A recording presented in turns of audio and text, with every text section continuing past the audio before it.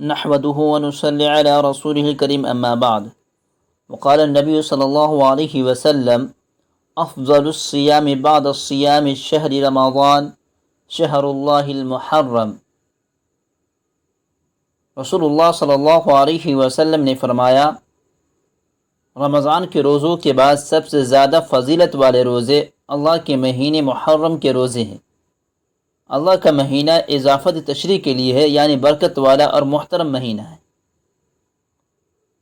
حضرت علی رضی اللہ عنہ سے ایک شخص نے پوچھا، آپ رمضان کے روزوں کے بعد کس مہینے کے روزے رکھنے کا مجھے مشورہ دیتے ہیں؟ حضرت علی رضی اللہ عنہ نے فرمایا کہ رسول اللہ صلی اللہ علیہ وسلم سے ایک شخص نے یہی سوال کیا تھا۔ اس وقت میں آپ صلی اللہ علیہ وسلم کے پاس موجود تھا۔ اس وقت سے آج تک کسی نے مجھ سے یہ سوال نہیں کیا۔ آپ پہلے شخص ہیں جو یہ سوال کر رہے ہیں۔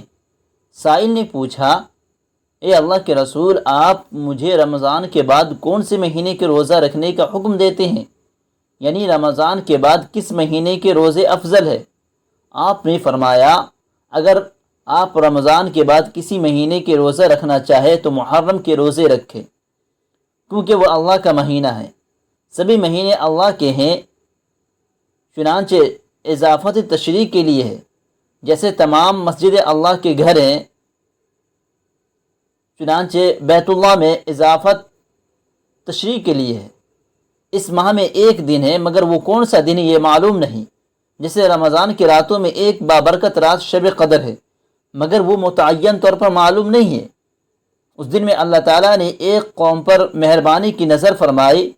وہ قوم جس پر پہلے اللہ تعالیٰ نے مہربانی کی نظر فرما چکے ہیں اور اسے ظالم کے پنجے سے نکال چکے ہیں، وہ تو متعین طور پر معلوم ہے۔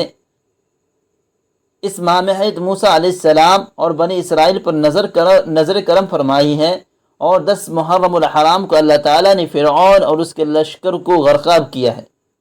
اور وہ قوم جس پر اللہ تعالیٰ آئندہ نظر کرم فرمائیں گے متعین طور پر معلوم نہیں۔